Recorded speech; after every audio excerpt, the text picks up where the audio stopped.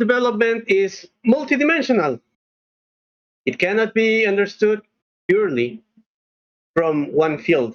Biological health, psychological growth, and educational learning co-construct adulthood. Yeah, they are all involved. Yeah, I think a lot of people would say, development and adulthood are just difficult to understand. Period. I think a lot of, even when we were looking at today's episode, like there are a lot of perspectives, a lot of ways to go around it, a lot of opinions, a lot of facts. So hopefully we will be able to navigate that a little bit today and figure out how to become an adult finally. So let's go for your troubles. And make conscious the unconscious. Hi, this is Josh. And this is Santy. Welcome to this session in the Mind Quest. So I think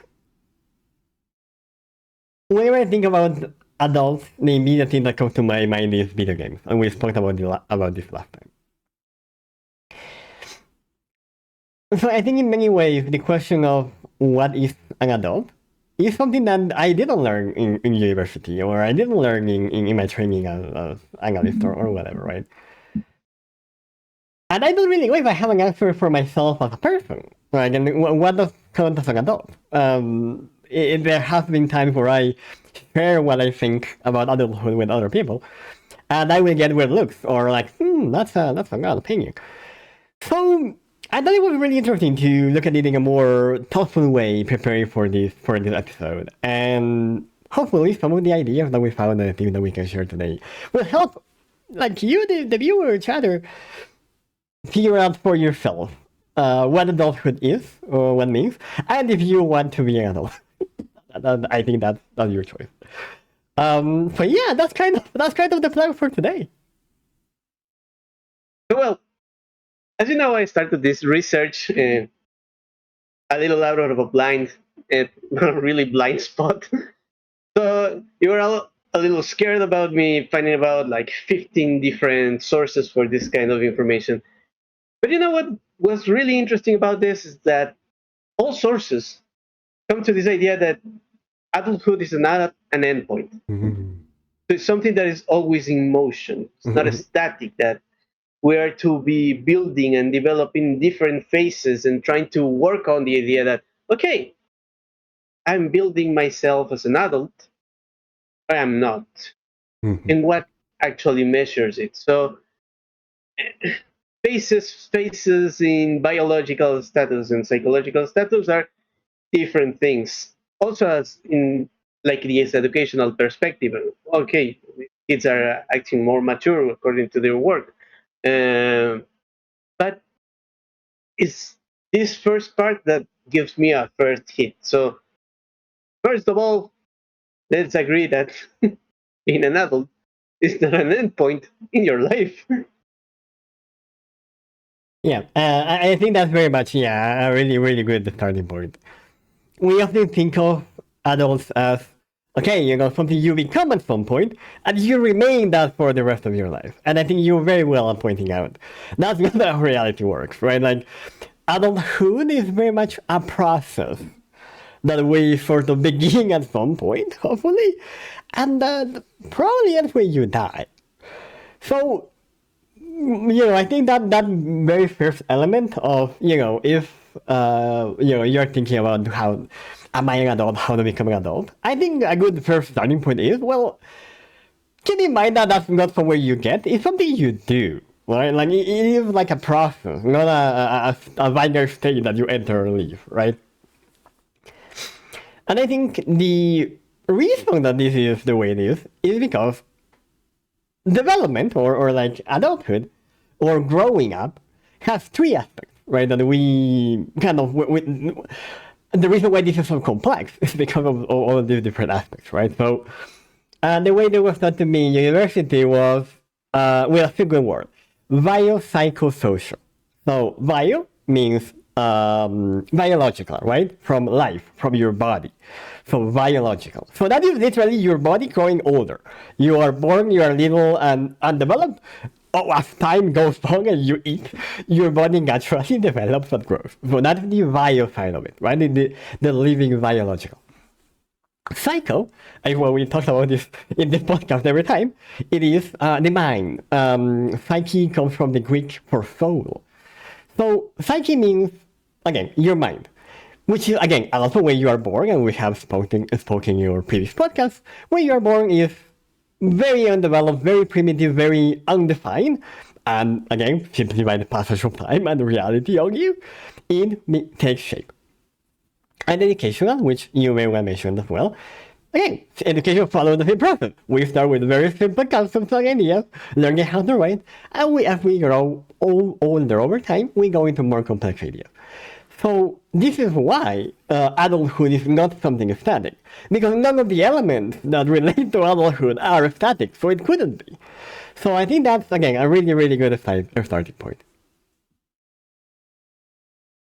Well, now that you mention it, most of the text, I mean, guys like Burke and Livingston and Fraley and Mesereau emphasize this idea of identity consolidation and self-awareness. Okay, but identity consolidation, this holds a lot of my eye because it, there's so much around on this idea of what identity is nowadays, and tends to be confusing sometimes. And there's so much information that it could be really overwhelming. So I think that going around this idea of understanding or how to consolidate your identity would be very, very nice. And also being self-aware, knowing where and how you are and when you are.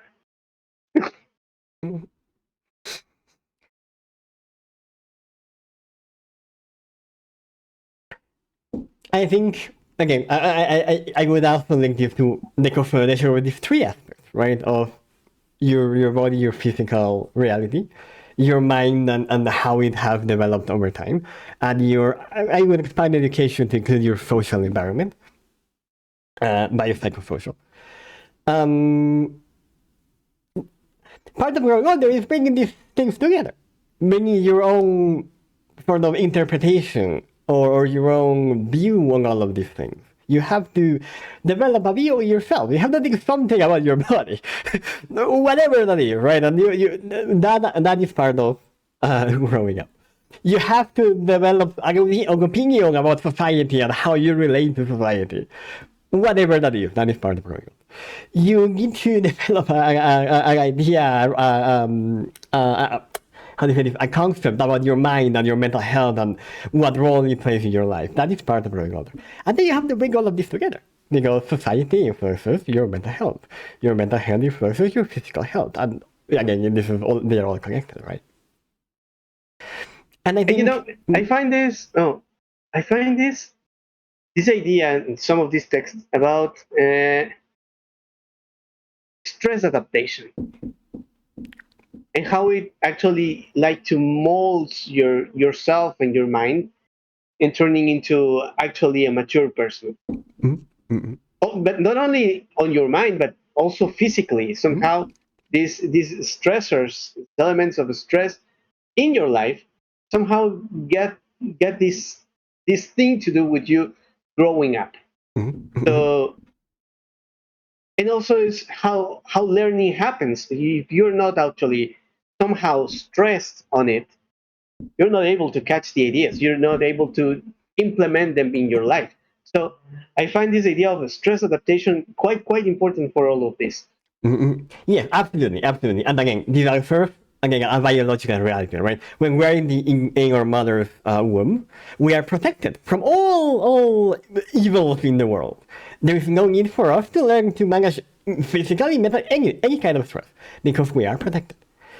As we are born into the world, now we are vulnerable to everything, to biopsychosocial stimulus. And in many ways, our survival depends on being able to manage those stressors, being able to withstand these physical demands of being hungry, of having biological needs, these social demands of growing up as a kid in whatever society I'm growing up, the psychological demands of my own awareness, of my physical state, of my body, and the words I learn, and how they describe and help me understand the world. All of these things are stress response. These are a stress response for us to be able to survive in the world. I think we said this in maybe the first episode or something. This idea of, unfortunately, stress leads to growth. That is unavoidable. This happens even with plants. If you cut a stem from one of the plants, four sprout out. But the cut never goes away. And I think this is important to highlight about growth as well. It is important to minimize the amount of stress because the damage that stress causes is cumulative. So there will be enough stress in your life to grow. You will never need additional stress. I have never met somebody who says, "Oh my gosh, I wish there was more stress." That has never been a clinical problem. So the idea is that all of these right, what we need to do as we bring all of these things together is precisely learn to use these different aspects of ourselves, our body, our mind, and our environment to minimize the stress that we need to deal with. So we can use that energy for something else, like, I don't know, whatever, family, art, work, whatever you want to do. So this is, again, important to connect as well. Being an adult and growing up is unfortunately inseparably connected to stress, to suffering, to the challenges of life. So whenever we talk about growing up, we are talking about also the challenges of life, because we grow up to deal with those challenges. That is the reason why we turn into adults. It's not a natural process. Our bodies grow naturally older, but the distinction between a kid and an adult, that's for sure. That's something we learn to do. And the reason is that it is useful to survive. This is important because if being an adult is making you miserable and makes you want to not live, then there is something wrong with wanting to be an adult. And that's why at the beginning I said, you have to decide if you want to do this. Because it shouldn't. Being an adult should be something that you want to do, that it adds to your life, that makes you more free, that makes you happier, that makes you feel more in control of your life. If wanting to be an adult is having the opposite effect, then there is something there that maybe needs to be worked. And I think in many ways, growth can be seen in how you handle this thing, right? Like in many ways, the most mature adults are the ones that don't very much care about being adults because they are securing who they are and their role and what they do. So the concept of adulthood stops mattering as you become an adult, if that makes sense. So yeah, so maybe we can, bring it down to earth and start with today's session and whatever comes to your mind or whatever story you have for today. I think this is tricky, and I've been asking myself when or how I know that I've become an adult. So I started this research, and this week with that idea in mind. So I was sure that I must find out where exactly at least more or less, where did I become an adult? And I found out that it's not just a matter of age. I mean, it's not just because I turned, I don't know, like down here in Ecuador, I turned 18 and all of a sudden I'm an adult. Or like in the United States, you turn 21 and all of a sudden you're an adult. No, it's not that. Not purely biological too, because on the sexual aspect, maybe I was mature at 16 or even earlier. Hmm. Uh, it's only maybe something of how I behave or how sharp or flexible I am, or whether I still learn and reflect, or it's somehow all of that and none of that at the same time, or maybe it's more. Uh, So I read some others, and it was this guy Burke and Aiken and Schneider and Bullock. Some of them were familiar for me because they come from also educational aspects. And Levinson, Churchill, Murray, a lot of people. Yeah, I've been searching about 15 different authors to understand this idea. It was a lot, but at the end, I get to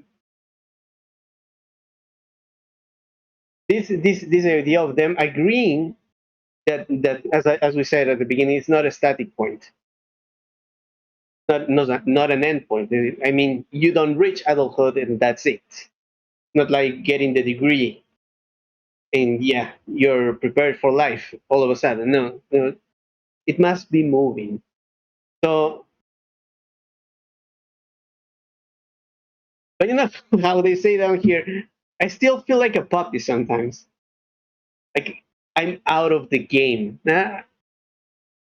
You know what I mean? I mean, it's yeah, you're old. You see yourself in the mirror, and you find out that your beard now have white colors on it, and your hair have white colors in it, and you got wrinkles and all of that.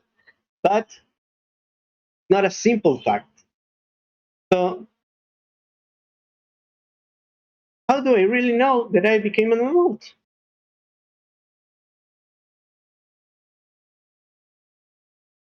I think it's what you said, like, it's good like getting like getting a degree.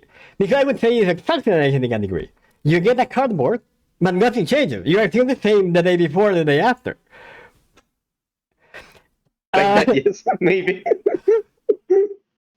I think you're pointing out something that is very important about this idea of adulthood. And I would invite or chatter for viewers to actually go to an older person in their life and ask them about this. Well, it turns out that a lot of us expect that at some point something fundamental about how we feel will change. That something fundamental about my identity will suddenly shift, and I will be able to say, aha, I am one of them.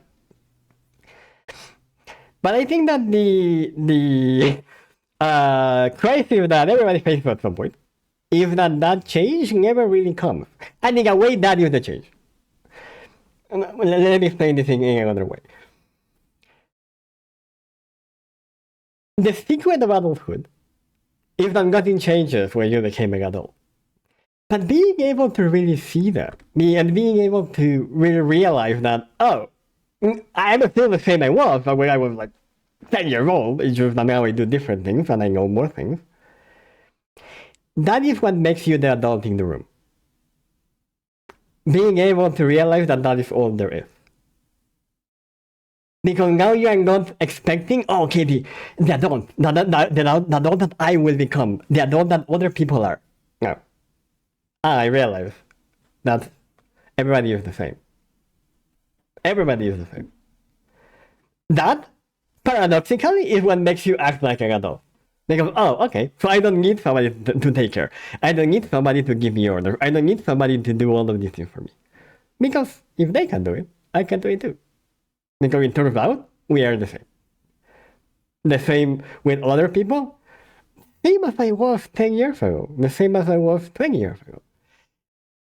It would be really weird if at 40 years old you were to say, no, I'm somewhat different. Like the person that went to university, that's not me. Your therapist would be really concerned if you said that it was a different person, that isn't not me anymore. This can be a metaphor, sure. But it would never, if it is literally a different person, if you have no memory of having been to university, if you do not relate, do not identify to that person, like it feels someone completely else. That is comforting. Because normally we remain who we are. Like the same way you don't stop being yourself when you go to sleep. You know you don't die when you are asleep. You know you don't go cease to exist when you go to sleep. The same way you know you are the same one that you were when you were 5 years old. You know there is this continuity to your identity. And that is the thing that remains. And we expect that at some point this continuity will break and I will become something else. Why? This hasn't happened in however old you are. You are still the same Santiago that you were when you were born and named Santiago. So why would at some point arbitrarily in your life your identity be erased to become something that is not you? So what I'm pointing out here is that adulthood is not a fundamental state. Adulthood is something that we do. It is a role in many ways, like we have spoken about in this podcast before. The same way that you act as a worker, the same way that you act as a healer, the same way that you act as an artist, you also act as an adult. We even say it. You have to act as an adult. We know everybody goes it. Everybody goes it's an act. But we pretend it's not. We pretend no. There are adults in the world for sure. Not me, for some reason, not me. But I'm sure that one, that I cannot, conveniently, I cannot see into their mind, they are the adults. No, yeah, they are. I want to be like them one day. No. Turns out, no, they are just like you. They are the same as you.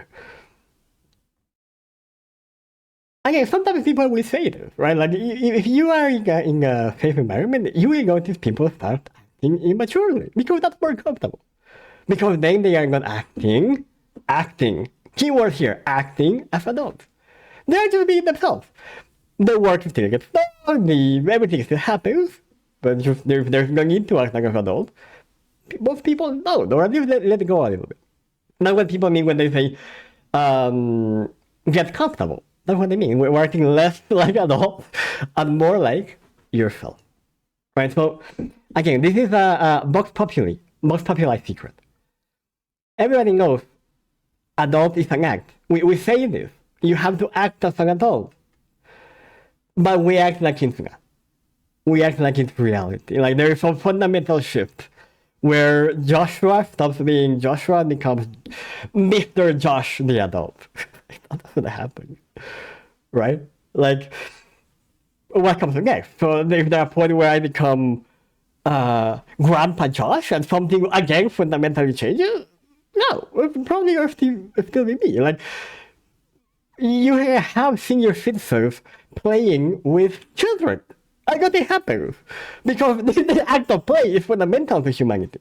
Acting as an adult is not. Because that's an act. We don't say you have to act, play. We don't say you have to act to learn. No. You have to act as an adult. That is an act. It's not a fundamental human function. I mean, another example of this is how teenagers are a social construct.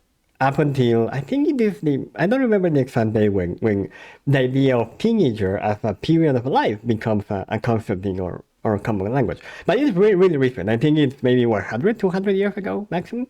Before that, there was no teenager. You at some point became an adult, probably at like 12, 13, 14, and that's it. No teenager, no teenager crisis, no. You gotta go with your dad to the market, to the business. You go out in the field, taking care of the animals, whatever you can do. You're adults now. Kids were seen as miniature adults, even. Right? So a lot of things had to change for us to see things as, as segmented as they are. But that is an artificial segmentation. People's life is just one life. And they are the same, they remain when they were born as they were died. It is really weird if at 30 you say I don't remember anything before 30 and now I'm a new person. And that's a problem.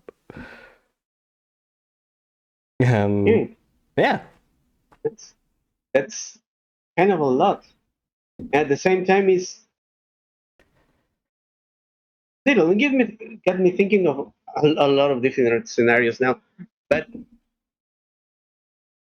okay, so let me try to focus on me a little bit because I connected with a lot of good stuff idea, now. Good idea. Focus on yourself. As a kid, and I think many people have lived this because it's common saying. It's also popular in movies. So I always dream of being an adult. Yeah, because adults get to do the cool stuff and stay late at night. Now you wonder why you can't sleep night and repent because you want to not be an adult because you are now into the law system, the legal system, need to work around it and need to solve stuff. Uh, and now I dream of being a kid sometimes because I don't want to have to struggle with all this stuff all the time, and aging and obligations and things that you don't really think as a kid because they're not important. You don't know that you're growing old, even if they are telling you and reminding you each year that you are having one more year on this world, right? That's what birthdays are at the end. So,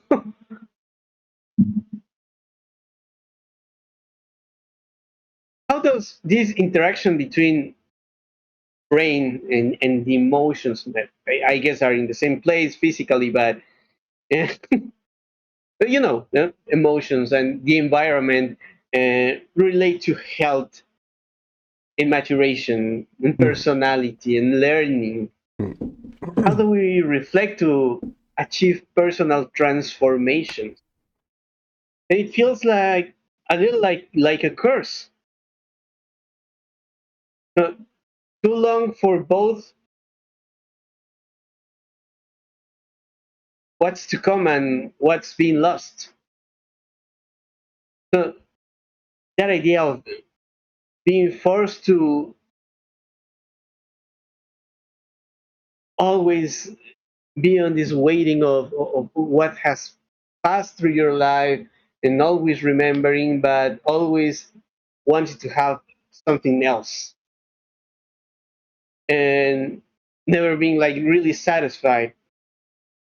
That's also something that's got any connection with this process of transformation.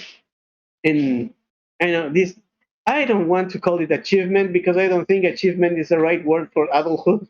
Yeah, I achieve adulthood. Yeah, right. It's I don't know. Sometimes I do think that it's better to achieve pureness, as we see last week, than actually achieving adulthood.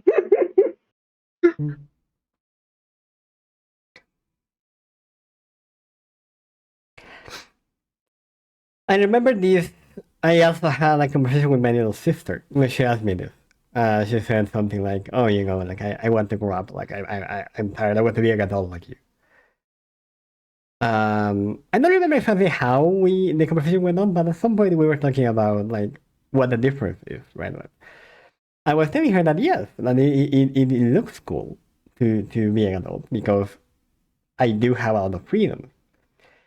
But it's important to remember that those freedoms are not free. I get those freedoms because I have to do other shit to be able to have those freedoms. So yes, it looks like I am free to get whatever I want because I break my ass working to have the money to break. So that was kind of the explanation I gave her. So the way I put it for her was, it is a trade where you trade taking on more responsibility for more freedom. Um, Otherwise, you delegate responsibility to your parents, but you also, well, or your caretaker or whoever, but you also lose the freedom because now you have to do what they say. Because now they have power over you, literally. Money is power. So if you depend financially on them, they literally have power over you.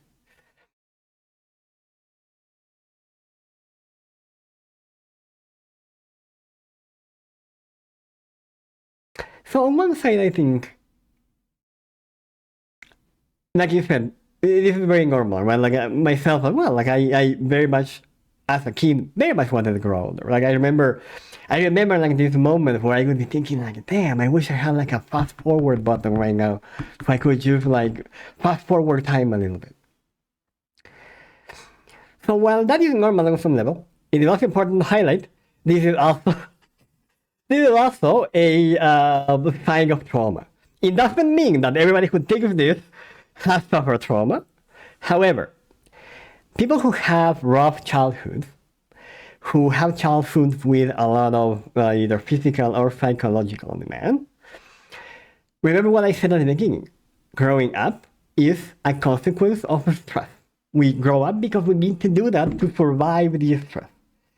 So when a kid is put under undue stress, when people have too much of a kid, when a kid of 8 years old is asked to take care of their 6 and 4 year old siblings, where the 14-year-old is asked to cook every day for the whole family, like where the 16 years old is asked to take care of the depressive parent, like when undue demands are placed on younger people, there is this. I don't remember what the technical word for this, but there is this precocious development where they grow up too fast. And people love this. They will say, oh my gosh, that is such a well behaved kid. Also quiet, also, they do everything they are told. Yeah, that's a sign of trouble, right? Like, this is a defense. I had to grow faster to survive the environment because I needed an adult and there was no adult around. So I had to become an adult. Again, that is how adulthood is something that can be summoned and will, in a way. Right? Like, it is not fundamental to being human. It is something that we create. So a kid will be forced to grow up, have this precocious development, if they are in, like I said, this is usually a cycle of neglect or trauma or a very rough childhood, of having challenges that would not be common to most children. Or not ideally should be common to most children. So again, so I think this is important to think of that as a spectrum, right? Like, yes, every kid wants to be an adult, that's perfectly normal. But it's important to listen when kids are telling you about that, or where there was a lot of that in your life. Because it often means, or it often can signal, that some childhood experiences were lost because I was too busy growing up. So there may have been things about being a child that I was not able to do. But remember what I was saying at the beginning. You are still the same. So it's normal to still want to have those experiences. Because everybody else at the same as you did have them. So why didn't you? Right? So that's perfectly normal. So again, all of this to say, these experiences are very, very common for children. Right? Like, only now, like, we are, again, the last 50, 100 years, we're thinking of kids as okay, they're vulnerable, they need to be protected, we should be careful with them. For the longest time, we didn't. So, even now in the present, we're still dealing with the consequences of generations of trauma. Right? The fact that children went to the mines in fucking industrial England doesn't mean that children back then were stronger. It just means we cared less. It doesn't mean they were traumatized. It just means there was nobody there to document the trauma. So in 2025, a lot of the symptoms of society are the consequences of generations of not taking care of people. It's not way important to take care of people. Even if, like I said, there is enough stress and suffering in the world. We don't need to that for growth.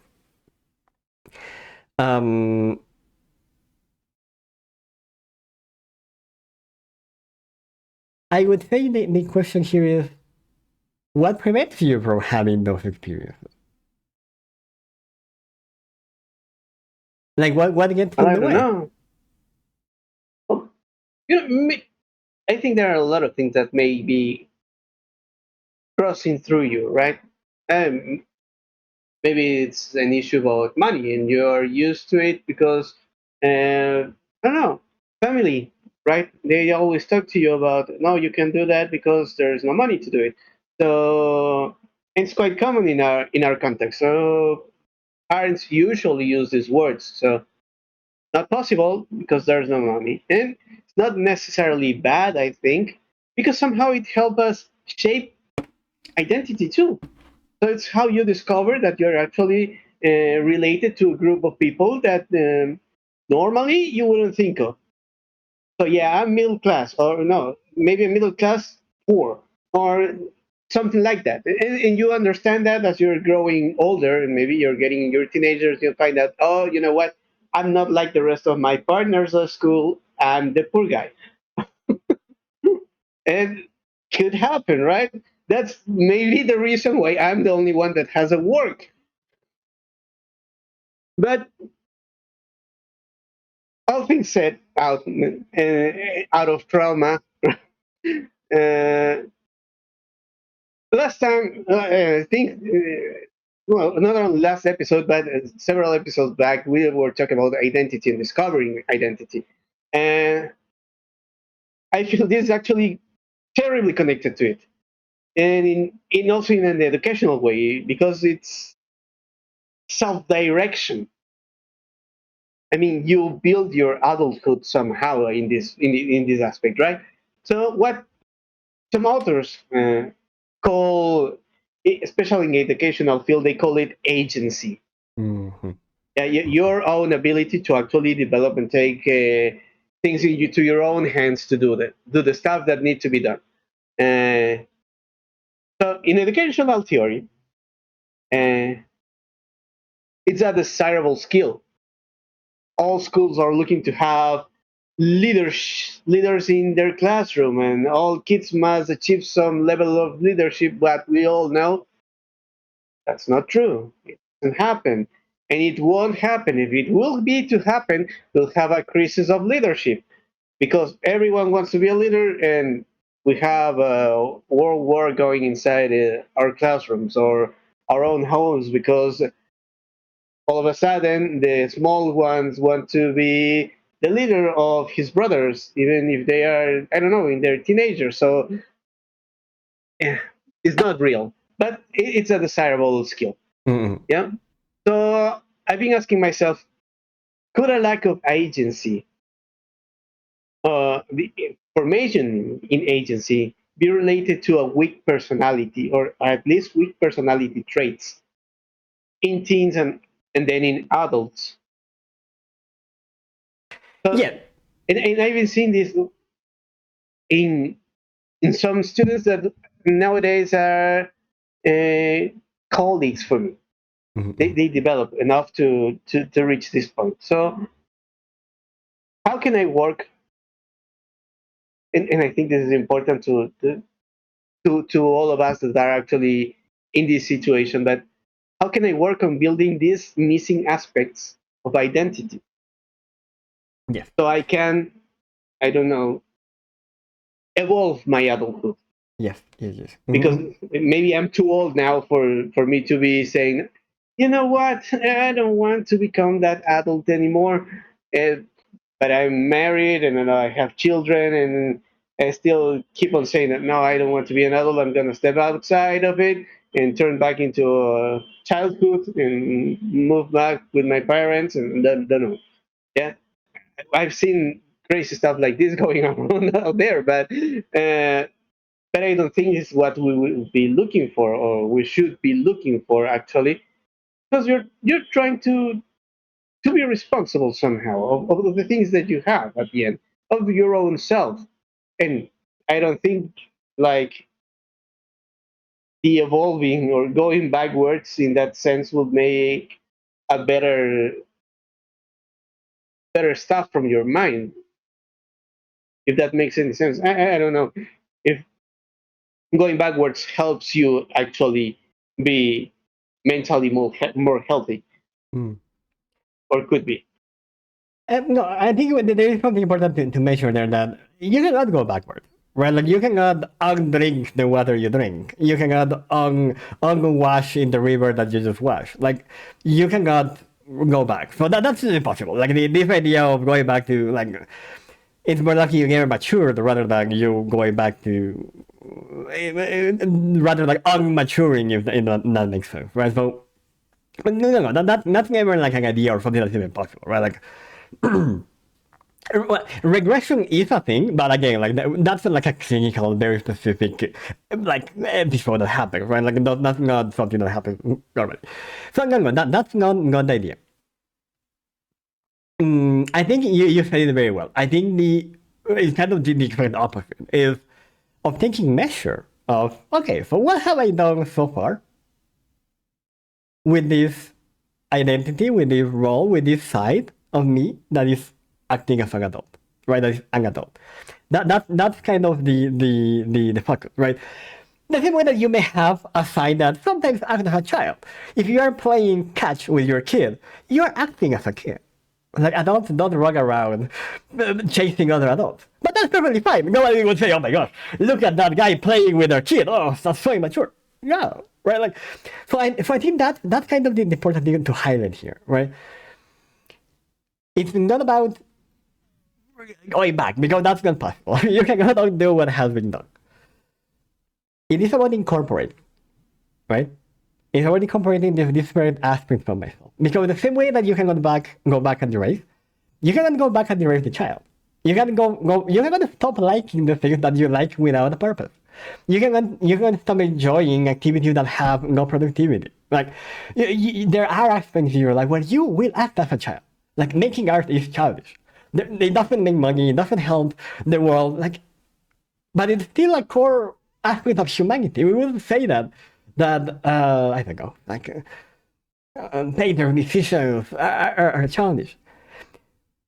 There are millions of dollars moved in playing soccer. Nobody would say, "Oh my gosh, that's the soccer World Cup. That's so childish." Like that's 12 dudes like running around. That's for, no, right? Like so that's the thing. So it's not about erasing or anything like that. It's about incorporating, right? Like that you sometimes can be childish. You sometimes act as an adult. Hopefully most of the time as an adult. You sometimes act like something else. Sometimes you don't want to be not an adult, not a child. You just want to be a cog in the machine of capitalism. You just want to be told what to do. That's perfectly fine too. But all of these things are things around you. That's kind of the next level, so to say, where all of these, where you stop being determined by what adulthood is, you determine what adulthood is. Does that make sense? That change in direction? So like you just did. So I am an adult because I have a kid, because I'm married. Perfect. Hopefully, nobody told you that. Nobody said you have to do this, and then you can call yourself an adult. Hopefully, you decided yourself, oh yeah, I do these things. I like being an adult to do things. I like being said that I'm a married man, and that's so grown up. That's perfectly fine. But if that is stopping you from doing things you want, that's where you maybe should be asking yourself, okay, maybe you need to be more flexible with this, right? Maybe I can still be like a married man and all of these things, and do the things I want to do. Like as you said, it is definitely not about the thing. Playing soccer, very childish. We have a soccer World Cup. Play pretend, very childish. Actors make millions of dollars. Millions of people sit around to watch people play pretend. So it's not about activity. It is about us. But that's the thing there. Adulthood is not something that happens to you. It's something that you make, that you decide. But that is very scary. So it's normal for people for those take some time to get there. It is a process. You don't, like you said very well, like it's not like you turn 18, blow the candles, but yeah, suddenly I have all the knowledge. Like, no, it is a process. So yes, the goal is this self-determined adult that has the ability to self-determine, to make their own choices and live with them and be happy and be responsible for their own happiness. But that's the ideal. Most people are somewhere on the road there. And there is no guarantee that you will get there before that. So, don't feel too bad if that's not who you are. It's perfectly fine to want to work there, but if you want to work to get there, you have to do the work, right? It's not going to happen naturally. Like I said before, this is not part of your body. This is nothing in your body that clicks and turns you into an adult. This is something that your mind, has to do. You, the ego that speaks, has to choose to do these things. It is something you create, this adult version of yourself. Okay, wait. So I got this in mind because it's actually like really hitting on me. Yes. So if it's actually my decision, Yes. yeah. But I know that somehow I'm a product of stress. Yes. Yeah. How much of it I really decided? Yes. No, that's perfect. No, exactly. That is exactly the point. Because this is intrinsically connected to stress forces you to grow. That is not a choice. You either grow or you die. Well, you become clinically insane, but I think that is preferable in that case. Right? Like, so, Okay. so you are right. Growth isn't always a choice because growth can be forced on you by stress. But it is still your growth. You know what I mean? Like, if you were to grow a third hand because you had to, that sucks. You're Newton now. But you still control the hand. Do you see what I'm trying to say here? But yes, the growth is forced, but what grows is still you. And making that click lets you take control of it.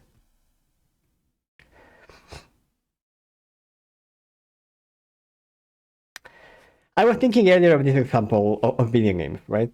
When you first start a video game, you may go online and look for a guide and just copy whatever the guy said, right?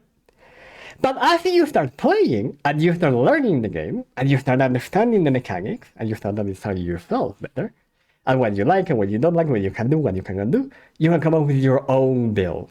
And maybe I don't need to use the weapon that guy was using. I can use this other weapon. Oh, you know what? This is stats I don't like. I'm not good at dodging. I'm better at magic. So let me remove this and turn into spellcaster now. This is like that. When we are forced to grow, we take whatever we can from the environment. We build these things that in whatever way we can to survive. But as we grow older, and they are no longer needed, that's the condition. If they are no longer needed, then you can move. If they are still needed, you won't be able to move. That's why doing the work is important. That's why going to therapy is important. That's why all of those things are important. Because if you take out the stress, then the growth becomes free to move however you choose to move. Otherwise, it remains in its place because it has a purpose there. Do you see what I'm saying? Yeah, sort of. So this thing is, there are things that are like, I think, spaces that is easier for us, at least for me, to understand that I'm actually transforming, I'll say maturing, Yes. whatever.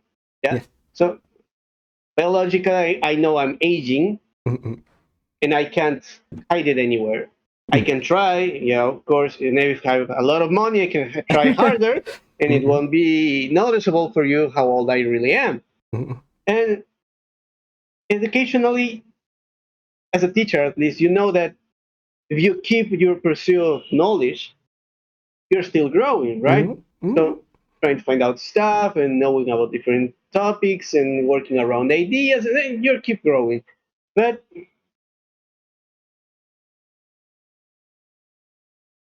and I do love learning a lot, but there have been these times of deep sadness, right? When I didn't want to learn or grow anymore. Mhm. Uh, I'm frustrated. I don't know. I'm working on a topic that I do love deeply inside me, but somehow I can't connect with it. That you're trying, reading, and finding different authors and whatever you want, if you don't get it. So for some reason, it doesn't connect with you. It doesn't have any meaning. So sometimes I just want to let that primitive mind of mine take over. But something, whether it's society or inner discipline, keeps me from losing control. So instead of acting like the gorilla I would like to do, I stopped myself playing in the out and said, no, no, it's not gonna happen. So I realized that if it's all like that, I think that that's my adult self actually acting to stop me from being an asshole sometimes, because I know I could be Mhm. Mhm. if I actually enact this primitive way that I could let myself loose. Mhm. Uh, is it?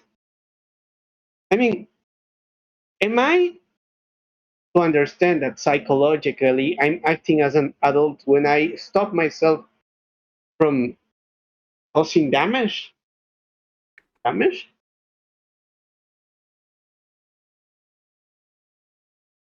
Not necessarily, because again, and remember, adulthood has this protective function, but it's a protective function for you. The role of like your natural body and your mind and your environment is to prevent harm to you. Right? Like you don't grow to protect others, you grow to protect yourself. Right? If I have two plants, I cut the plant to the right. The plant to the left doesn't change. The plant to the right changes because I cut it. You know what I mean? So if it is you who's changing the user growth, that growth has to, in some way, respond to you. That is for sure. We do not grow in response to others. That's why therapy cannot be forced on you. You cannot be forced to change if you do not want to change. At the same time, however, you can also not remain static. Like, it is impossible to not change as well. Right? That is just as difficult. If you try to remain static, you will be just as miserable as if you try to be something that you are not. Because again, it's not a No, reality yeah, yeah. that you can be static. There is nothing in your world that is static. So it's not real to think that you cannot change. You will change. So trying not to is really hard as well. But those two things, again, they sound like contradictory, but they go hand in hand. The example I gave with the river earlier, right? Like you can take a bath in the same river twice, but never in the same water. This is the same idea, right? Yeah. Um,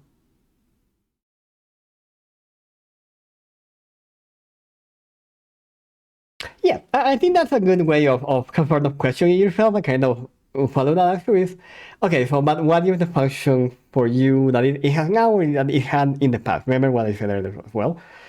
A lot of the things that we do as adults are these leftover like defense mechanisms that at some point were vital to our survival, but maybe they aren't that useful anymore. So if we just talk about them a little bit in therapy, or we just work about them with our families, or we like try really hard to make them change, they may become something useful rather than an impediment in your life.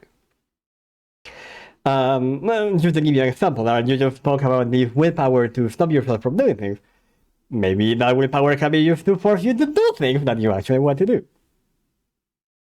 The willpower is there. You can clearly stop yourself from doing things. It's about taking charge and doing what you want to do with it instead of it telling you what to do. Because remember, you are in charge. Like, at the end of the day, I mean, you're the speaker is not in charge, but like your body in general is aligned to the objective of protecting you. So it will let you take charge if you are thinking about taking care of yourself. So that's kind of the idea. I don't know if that makes sense. Okay, yeah. So am I to realize that actually without me not noticing of it really, but in there, right? We're forced to be evolving all the time. Yes. So there's no way to escape it. And as you say, is this thing about bathing in the same river but not the same water is just like trusting your memory when you know your memory is not actually a factual saving of hard drives. Exactly. It's just a connection of notes and Mhm. stuff and not always feelable of the results. So uh, I can make some differences between who I am now and who I was maybe 10 years ago. It's like easier that way. No, 10 years ago, maybe you recognize differences that are important and or at least visible. Yeah? And as a teacher, I've also seen that understanding the need to keep growing is key. If you're not to keep on doing it, not only because sometimes the system is forcing you to do it. I mean, you need to have more preparation, more certifications on blah blah blah blah blah that the system do. No, if you do it for that, it makes no sense. It's just accomplishing bureaucratic stuff, but for your own self. you need to keep on growing. So how can I stay cognitively flexible? Would be my question, because I think we get in the sharp edge so many times when you get into some ideas and you start saying, no, I'm not gonna walk that way.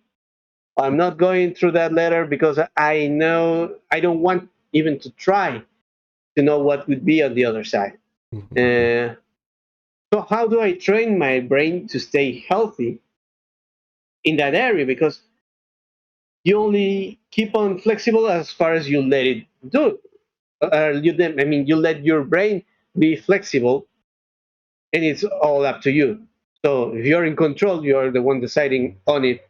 But how you keep your brain safe for that way of choosing. So I mean, you're getting into a lot of different ideas and want to explore different situations, acknowledges how you keep your brain from getting damaged in that process.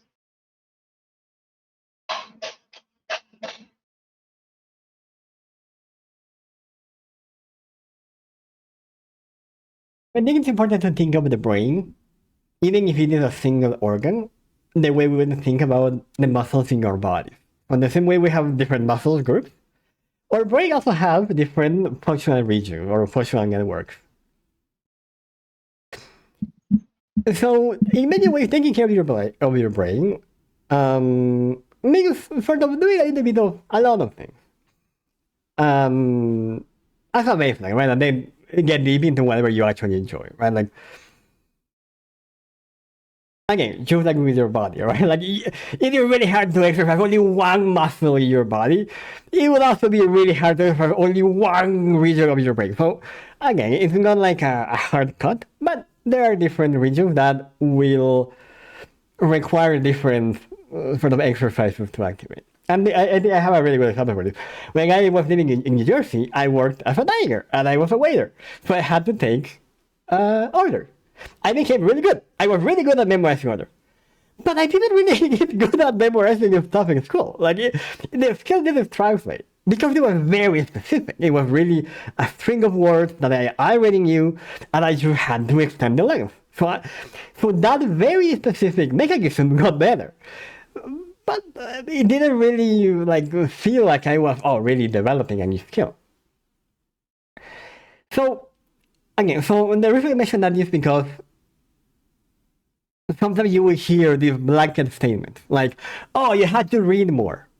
I mean, yeah, that will help you develop a part of your brain. The part that is in charge of reading, probably in charge of sensory processing. Like, sure, will make you more mature. Will make you better at having more discipline to do the things that you want to do. Right? So for that, you would do something different, right? If you are concerned about, I don't know, like growing older, the same way you would with your body, you're just trying to exercise in general, it's perfectly fine to find something that you enjoy. Maybe you enjoy crosswords, reading, writing. We've talked about art before. Like all of these things that engage your brain, right? A lot of, especially the art, engage a lot of your brain. And we talked about this when you were giving me art classes. And I told you how surprised I was at how much my body was being involved in like painting and stuff. That is another good example of this. Like the arts in general, because of how complex they get, involve a lot more of your brain than a single activity like TikTok. Again, it's not that TikTok is the devil. But the same way that if all you did was this exercise, the only thing that would go is your arm, if all you do is scroll and watch, the only part of your brain that's actually getting worked out is the visual cortex. So again, things like the arts are the workout equivalent for your brain. The same way that walking in the gym doesn't really have a purpose, except that it does actually make you grow and all of that good stuff. Art is like that. Like it doesn't make money for everybody. Hopefully it will do at some point, but it doesn't make money for everybody.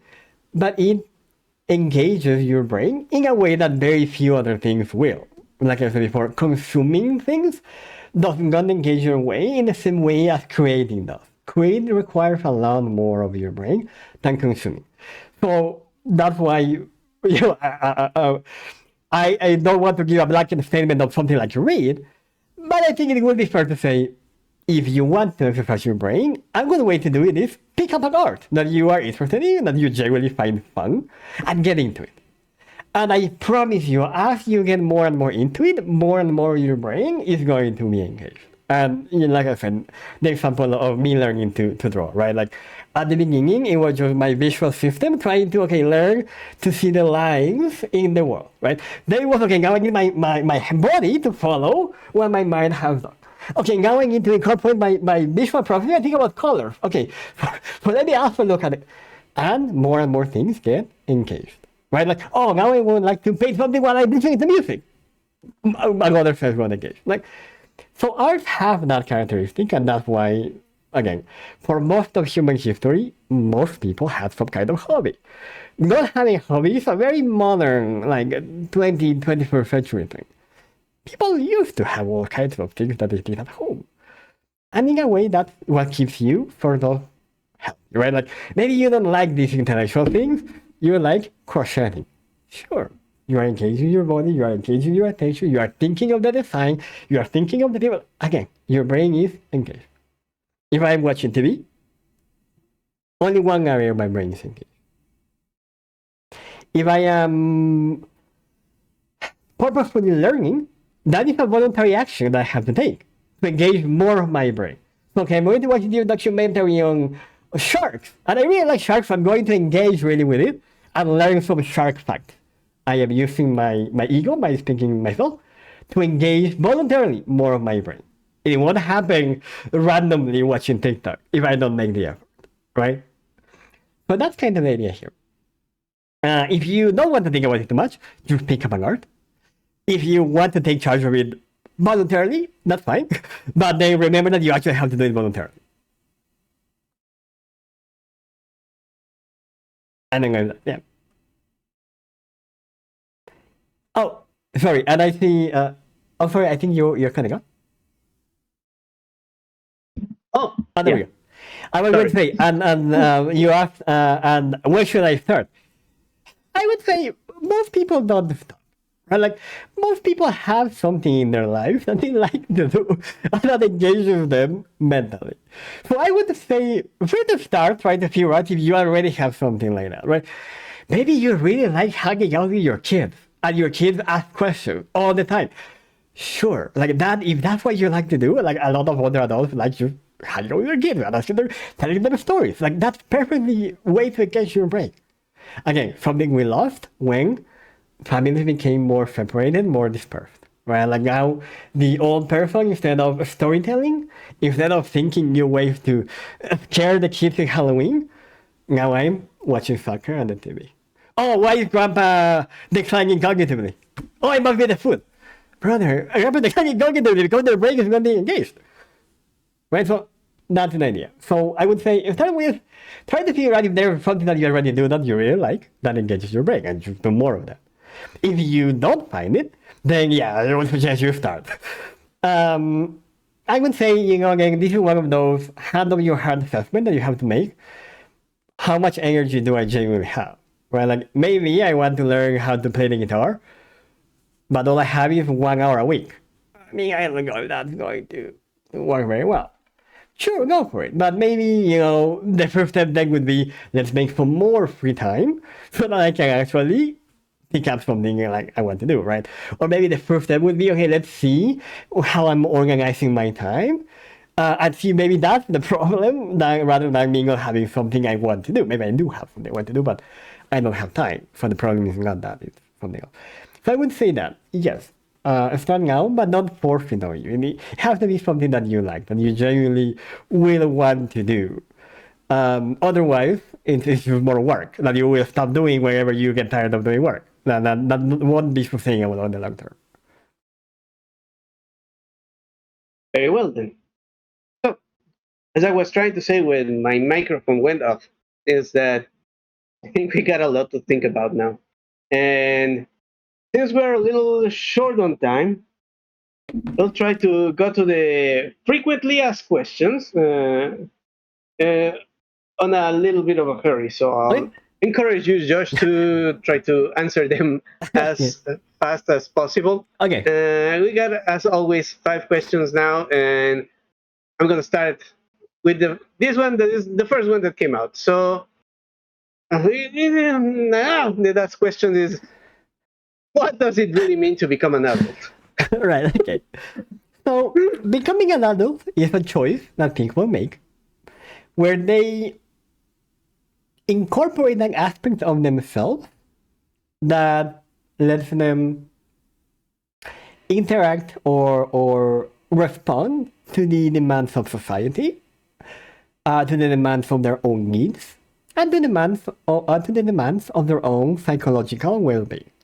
So we become an adult when we develop a role, when we develop an aspect of ourselves that can take care of those things. That is becoming an adult. It is something you do, not something that you fundamentally become and shift into. It is something that you do. It is a process. It is an aspect of yourself that you build. Okay, so at what age does the human brain fully mature? Okay. There is obviously individual variability.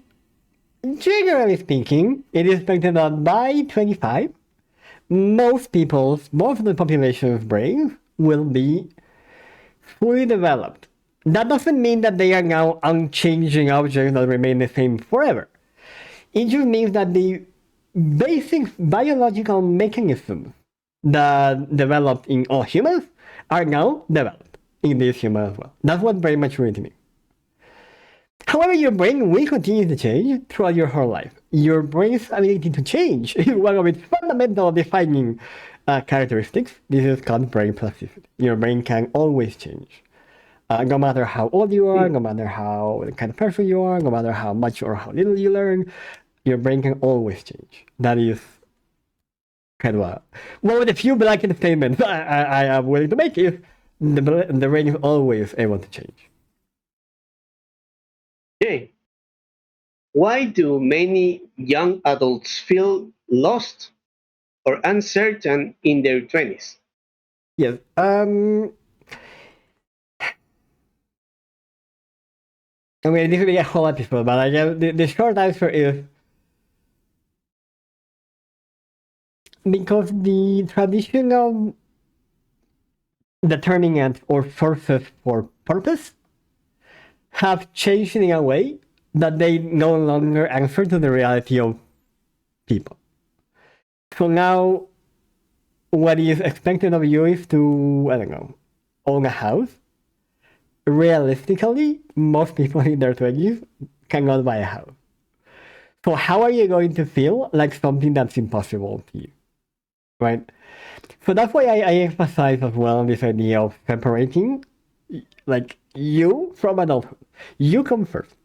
You decide what adulthood is going to look like for you because it is your tool to interact with the world and to protect yourself. It is something you do, something you control.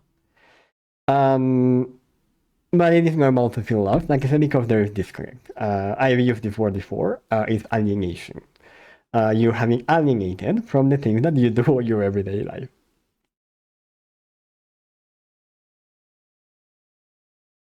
How does educational influence becoming an adult? It doesn't really. We usually see them going hand in hand because when we think of education, we think of school. And at school, there's a lot of people growing up. These are not necessarily connected together. There can be extremely well educated and well prepared people with very undeveloped emotional intelligence, with very undeveloped social skills, with very undeveloped ability to manage their own stress. Right? All of the aspects that we just said were important as being an adult.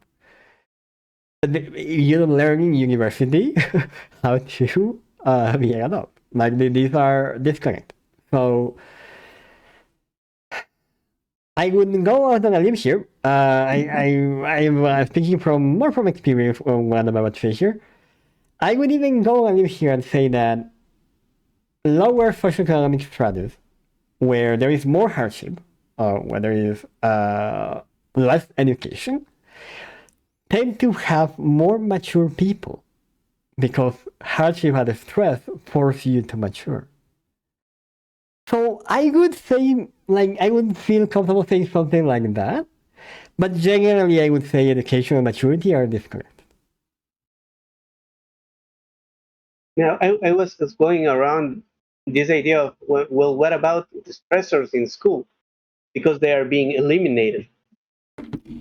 So maybe in that path, we can think that they have some kind of relationship. But yeah, as you say, not like a real connection, but well, Right. maybe that way. Right. Then, ideally, the thing is that the stressor should be under your control or your guardian's control.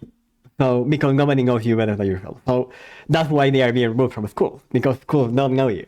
So, it doesn't make sense for them to. We were talking about you last time when we were talking about special education. Okay, they are going to tell you to treat all the kids the same. Turns out, all kids, not the same. So that's why they are being removed, because they are more harmful than useful. Yeah. Ideally, it should be. I think we spoke about this at some point. Like, I think there is even like a very specific number. I think even like 120%. So if whatever you're doing needs to be 20% harder than you can actually do. That will is kind of the optimal, like that's kind of the peak of the curve of growth. Easier than that, and you are not really like using all of what you know to learn or to grow. Harder than that, and now it's too difficult that what you have is not enough to effectively grow. It will take longer or it will be harder or whatever. So I think the magic number is 20%. So you ideally want to try to do things that are harder, that you currently cannot do, around 20% harder than what you can do right now. That's kind of the optimal way to grow or to train a skill or whatever. Very well. And the last one here says, how do biological and psychological factors interact in adult development? Wait. Okay, so let's start with biological. So biological factors can make it harder. I think we spoke about teenagers at some point. This idea that, for example, the frontal lobe takes longer to develop than other parts of the brain. So teenagers will have a very well developed brain, but their frontal lobe tends to take some more time to fully kick in, right? So it may be harder to self-control, for example. So biology does, in a way, make things harder or can hold you back. What biology doesn't do is push you the other way. Biology won't magically make you more mature. Because again, once the basic structures of your brain are done, your brain is done. Now it's up to you, the speaker, to choose what to do with it. So, yes, unfortunately, biology will hold you back, but it will not push you any further. Like, growth into an adult is a social construct, so that means that you, the thing that speaks, has to do the work. You are the one who has to choose. So, as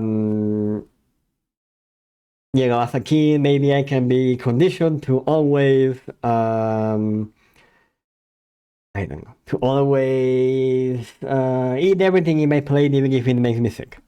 Okay. Ideally, at some point as an adult, you feel like that is a choice you can make and no longer an imposition coming out of the ether. That change, you have to choose to do it. Right, like the first, like we said there, the first may be a reaction to the environment. I mean, what are you going to do? Saying no to your mom when you are like 6 years old? No, like you have to eat everything. Your brain adapts to say no. Okay, we have to do this, so we will develop whatever we need around this. But as you are older, well, there's nothing need to be here anymore. You can remove it if you want. Maybe you don't. Maybe you actually like eating everything in your plate. Okay, keep it. But that's the thing. That is work that you do. You choose. And that is why it takes effort, because you have to think about these things.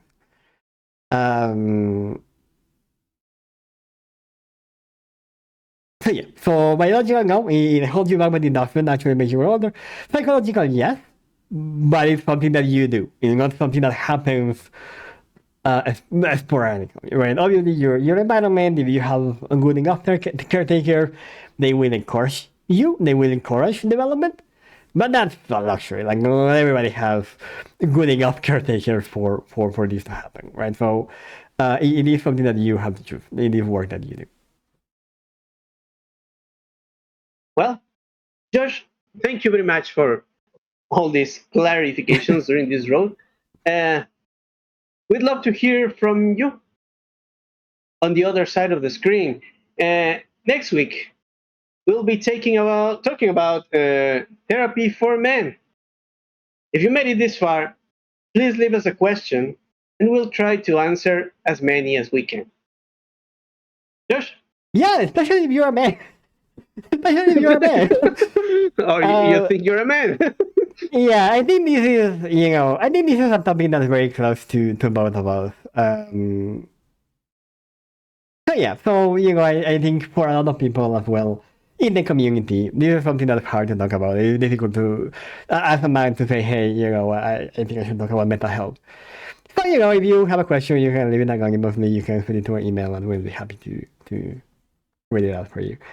So yeah, as always, thank you for being here. Please don't forget to follow us on social media, to give us a like on whatever platform you are. Follow us on YouTube. And yeah, thank you. Thank you very much for everything. Well, now it's your turn to keep your lifelong evolution on track.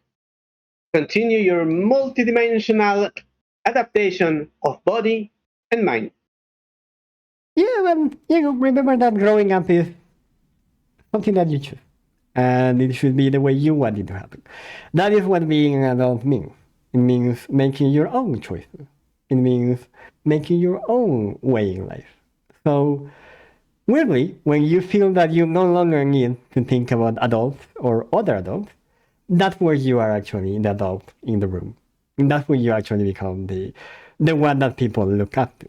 Even if in fact you are still the same you were your whole life. That's the big secret. So yeah, until next time. Until next time. Take care. Bye. Bye-bye.